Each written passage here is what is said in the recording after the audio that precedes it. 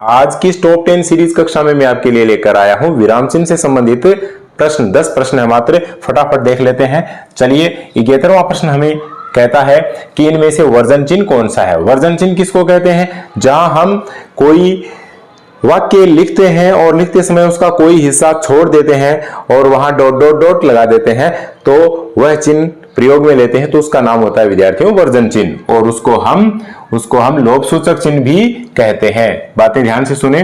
तो ये देखिए, ये है आपका वर्जन चिन्ह, ये रहा, ये डॉट डॉट डॉट लगा हुआ है, वह क्या हो गया? वर्जन चिन्ह। कौन सा विराम चिन्ह हंस पद है? हंस पद किसको कहते हैं? जहां हम वाक्य में कोई शब्द भूल जाते हैं तो उस शब्द के लिए क्या करेंगे? हम जहां हम भूलते हैं वहां हम उसका प्रयोग करके, उस हंस पद का प्रयोग करके उसके ऊपर वह भूला हुआ शब्द लिख देते हैं। इस प्रकार हमारी त्रुटि में सुधार हो जाता है, इसलिए इसे त्रुटि चिन्ह, त्रुटि सुधार चिन्ह भी कहते हैं। ठीक है, तो ये हो गया अपना हंस पद। ये रहा इसमें हंस पद विकल्प 1 में। ये भी नहीं है, ये भी नहीं है, ये भी नहीं है। अब है 73वां। यहां संबोधन चिन्ह कौन सा है? संबोधन चिन्ह जब हम किसी को संबोधित करते हैं, है ना, तो हे राम, अरे, ए, तो ये बोलते हैं, तब वहां प्रयोग में लिया जाता है। तो इनमें से संबोधन चिन्ह आपका कौन सा होगा? विकल्प संख्या 3। 74।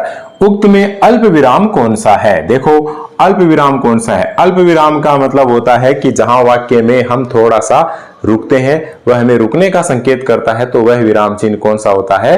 अल्प विराम होता है। तो ये है अर्ध विराम, ये है अपना उद्धरण चिन्ह, आधा है ये, 2 इधर और लगते हैं, ये उद्धरण चिन्ह, ये अपना एकल उद्धरण चिन्ह, इकहरा उद्धरण चिन्ह जिसको कहते हैं, और ये अपनी कोमा, जिसको हिंदी में क्या कहते हैं? अल्प विराम। हमें यही चाहिए और ये हमें मिल गया।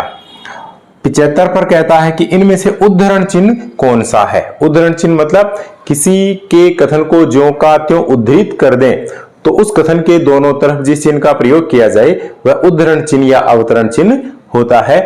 यह दोहरा भी होता है और इकहरा भी होता है। देखिए, यह संबोधन चिन्ह है, यह प्रश्नवाचक चिन्ह है, यह आपका अर्धविराम है और यह आपका उद्धरण चिन्ह है। हमें इसी की जरूरत थी, यही प्रश्न है, वो इसकी मांग कर रहा था, हमें इसका उत्तर मिल गया। 76वां प्रश्न कहता है कि अर्धविराम का सूचक चिन्ह कौन सा है? अर्धविराम यानी अल्प विराम में थोड़ा रुकते हैं, अल्प विराम से थोड़ा सा ज्यादा रुकते हैं, यानी एक बड़ा वाक्य होता है, उसमें कई कथन होते हैं, तो उन कथनों के आगे, उन छोटे कथनों के आगे कौन से विराम चिन्ह का प्रयोग करेंगे? हम उनके आगे हम अर्धविराम का प्रयोग करेंगे। तो इनमें से हमारे पास अर्धविराम होता है ये है अल्प विराम, ये है योजक चिन्ह और ये अपना क्या होता है? अपूर्ण विराम होता है। ठीक है, इस प्रकार से ये कितने प्रश्न हुए? 76। अब हम 77वां प्रश्न देखते हैं। बहुत ही अनूठा प्रश्न है 77वां प्रश्न। देखो, इसमें कई नाम दिए हैं, काकपद, त्रुटि चिन्ह, स्मरण चिन्ह। इसका मतलब ये एक ऐसा चिन्ह है, एकमात्र ऐसा चिन्ह है जिसके कई नाम है। देखो, काकपद भी कहते हैं, त्रुटि चिन्ह भी कहते हैं, स्मरण चिन्ह भी कहते हैं। नाम भी ऐसे हैं जो एक दूसरे से मिलते जुलते नहीं है, बिल्कुल भिन्न है, तो कोई सा भी नाम आकर के प्रश्न आ सकता है, लेकिन मैंने यहाँ पर तीनों दे दिए हैं। और चौथा नाम मैं इसको बता दूं, यह आपने अभी पढ़ा भी है पिछले प्रश्न में, इसको कहते हैं हंस पद। तो हमें इनमें से हंस पद की पहचान करनी है, वही स्मरण चिन्ह है, वही त्रुटि चिन्ह है और वही काकपद है। पहला है क्या? देखो, पहला ये चिन्ह लगा है, इसको कहते हैं हम लाघव चिन्ह। यह संक्षेप सूचक चिन्ह है, जो किसी शब्द के, किसी लोक प्रचलित शब्द के, व्यक्ति के नाम के पहले अक्षर के आगे लग करके इसका प्रयोग कर देते हैं ना, तो वहां विद्यार्थियों उस नाम को पढ़ने वाला तुरंत ही पहचान लेता है। इसका प्रयोग समय अभाव या स्थान के अभाव के कारण लिखते समय किया जाता है। जैसे पंडित लिखते हैं तो पै के आगे इसका प्रयोग हमने कर दिया, आगे जवाहरलाल नेहरू लिखा तो तुरंत पहचान गए कि पंडित जवाहरलाल नेहरू। ठीक है, यह लाघव चिन्ह है। और ये योजक चिन्ह है, दो शब्दों के बीच में आना जाना, लेना देना, ऐसे, है ना, खासकर समास युक्त शब्दों के साथ में इसका प्रयोग होता है, योजक चिन्ह है। ये अल्प विराम है जिसको हम कोमा कहते हैं, और ये है अपना हंस पद। अपना उत्तर हुआ चौथा विकल्प। ठीक है, इसी को स्मरण चिन्ह, त्रुटि चिन्ह और काकपद कहते हैं। तो आप इसको बारीकी से देखिए। 78वां प्रश्न कहता है कि विवरण चिन्ह कौन सा है? विवरण चिन्ह जो हमें आगे निर्देश दे कि भारत में अनेक नदियां हैं, जैसे गंगा, यमुना, सरस्वती इत्यादि, तो वहां जैसे कि आगे उसका प्रयोग होता है। ये चिन्ह देखो, ये है योजक चिन्ह, ये वाला जिसके बारे में अभी बताया है, ये है अपना संबोधन चिन्ह, भावादि बोधक चिन्ह, विस्मयादि बोधक चिन्ह। ठीक है, अनेक भावों को प्रकट करने के लिए इसका प्रयोग किया जाता है, बहुत ज्यादा इसका प्रयोग होता है। ये अपना इकहरा अवतरण चिन्ह, एकल अवतरण चिन्ह है, जिसमें किसी व्यक्ति के उपनाम के लिए या किसी वाक्य में किसी ग्रंथ, प्रसिद्ध पुस्तक, इसके नाम के दाएं बाएं इसका प्रयोग किया जाता है। ठीक है, और ये है अपना विवरण चिन्ह। तो हमारा विकल्प हुआ ये। हमें इन चिन्हों की पहचान जरूरी है, इनका प्रयोग कहाँ होता है ये भी जरूरी है, लेकिन खासकर कंपटीशन एग्जाम्स में इस तरह के प्रश्न आते हैं, इसलिए इनकी पहचान, इनका नाम हमें पहले जानना अत्यंत आवश्यक है। इनमें से अनुवृत्ति चिन्ह कौन सा है?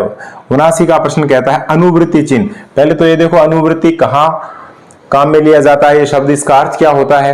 अनुवृत्ति का अर्थ होता है कि जो का त्यों उसके नीचे हम लिख दें, उसकी फिर से क्या हो, आवृत्ति हो, लेकिन किसी शब्द की आवृत्ति हो रही हो दूसरी पंक्ति में, लेकिन उसकी हम आवृत्ति न करके उसकी जगह पर इस चिन्ह का प्रयोग कर देते हैं, तो हम समझ जाते हैं कि जो ऊपर लिखा हुआ वही शब्द क्या है, नीचे है। गणित के सवाल निकालते हैं तो भी इसका प्रयोग होता है, हिंदी भाषा में वाक्य लिखते हैं तो भी, जैसे हम पंक्तियां लिख रहे हैं कि श्रीमान मोहनलाल, श्रीमान सोहनलाल, श्रीमान दयालदास, तो इस तरह से हम क्या करेंगे, तो श्रीमान श्रीमान लिख रहे हैं, एक बार हमने श्रीमान लिखा, फिर नीचे हम श्रीमान न लिख करके हम कौन से चिन्ह का प्रयोग कर देंगे, इनमें से हम इस चिन्ह का प्रयोग कर देंगे। ठीक है, तो ये चिन्ह क्या हुआ अपना, ये हुआ अपना अनुवृत्ति चिन्ह, बहुत इंपॉर्टेंट है अनुवृत्ति चिन्ह। इस तरह से इसका प्रयोग कर देंगे। ठीक है, पहले हमने यहां लिखा श्रीमान, ठीक है, दूसरी पंक्ति में हमने श्रीमान नहीं लिख करके ऐसा लिखा, तीसरी पंक्ति में ऐसा लिखा, फिर आगे हमने नाम लिख दिए। तो इस तरह से क्या हो गई, शब्द की अनुवृत्ति को प्रकट करने के लिए इसका प्रयोग किया जाता है, तो अनुवृत्ति चिन्ह कहलाता है। 80वां प्रश्न, इस कक्षा का अंतिम प्रश्न आज का, कि विकल्प चिन्ह किस विकल्प में है। देखो प्रश्न, हमें कौन सा चिन्ह चाहिए, हमें विकल्प चिन्ह चाहिए। ठीक है, ये अपना विवरण चिन्ह, ये है निर्देशक चिन्ह। देखो योजक चिन्ह है वह छोटा होता है, और विवरण चिन्ह, ये निर्देशक चिन्ह है वह इससे थोड़ा बड़ा होता है, बड़ी रेखा होती है। और ये जैसे हम विवरण चिन्ह और निर्देशक चिन्ह का प्रयोग है वो समान सी परिस्थितियों में ही होता है। ठीक है, बारीक इसमें थोड़ा सा अंतर हो सकता है। और साथ में देखिए ये अपना क्या है, लोभ सूचक चिन्ह। ठीक है, वर्जन चिन्ह अभी आया था।